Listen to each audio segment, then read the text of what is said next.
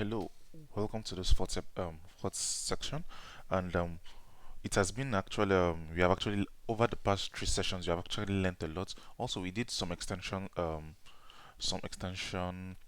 courses where we actually see how to install an FTP server. We used an FTP on a server where we used Amazon Lightsail server, which is actually free, the first one. So if this during your tutorial period or your training period, you can actually gain advantage of it.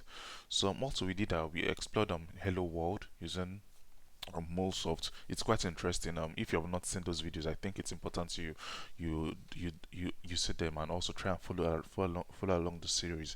Then also, I think in the third video, in the third session episode, we also focused on installing Mulesoft, Java Development Kit (JDK), and also setting up Maven, also environmental variables. These are actually things that are important for you. These are the basic things you need to get right from the very start. If not, you would run into problems. So in the past three sessions, we have actually done a lot of dealt a lot with these issues, the installation, setting up, and the good thing, you started from scratch.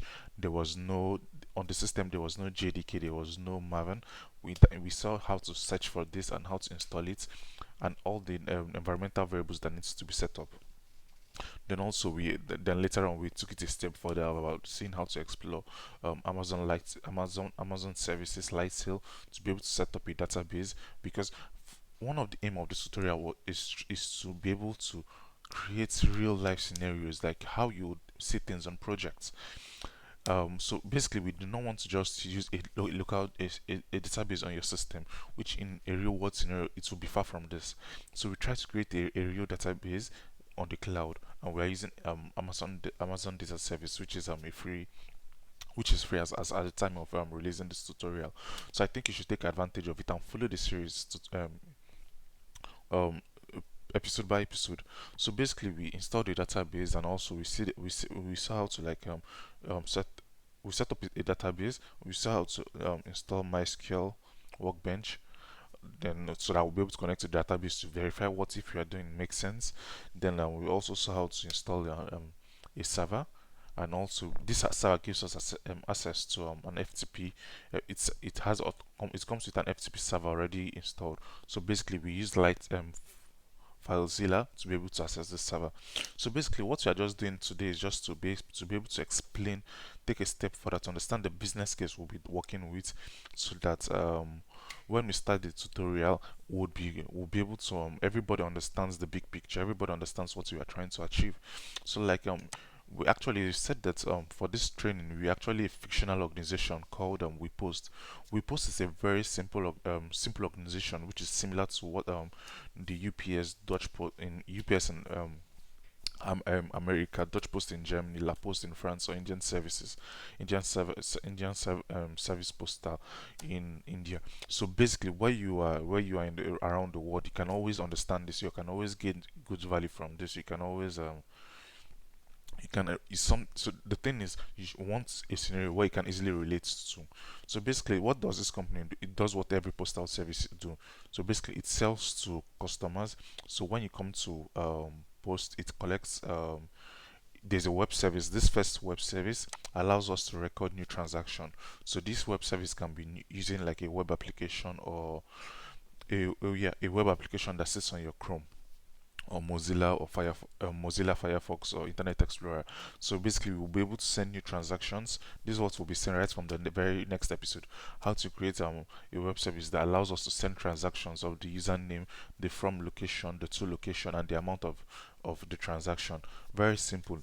Later on, we'll be taking it a step further and be saving this information to a database. So basically, like I said, we'll be trying to create a very realistic scenario. Very realistic scenario. We use this information, and the web services are going to be developed both in XML or both in XML and JSON. So basically, depending on your preference, depending on your organization preference, either you guys want to go with XML or you guys want to go with JSON. This tutorial covers it all. Then we take it a step further using we also copy this move try to create from the database. We create um, make a connection to an FTP server. So basically, we are not we are, in the tutorial we are not using an FTP server. We are using an SFTP server. S just shows that it's secured, because in the real world, in your real projects, you're going to actually use a secured FTP server. So basically, we configured a secured FTP server in one of the extension courses. I think it's great. You go and look at it. And so in this, I'll show you how to actually make a connection to a secured FTP server. It's because it's important you connect you understand how the difference between an FTP server and the SFTP server. In this tutorial, we'll be focusing on how to connect to a SFTP server.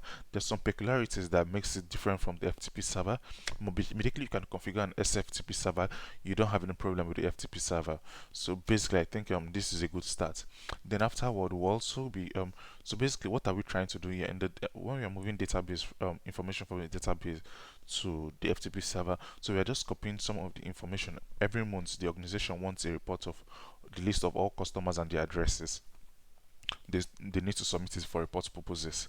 So basically, what are we doing? We are doing a select operation from the database of the customers, and we are also moving this into the FTP server. So we'll create a CSV file that the organization can use for their reporting requirements.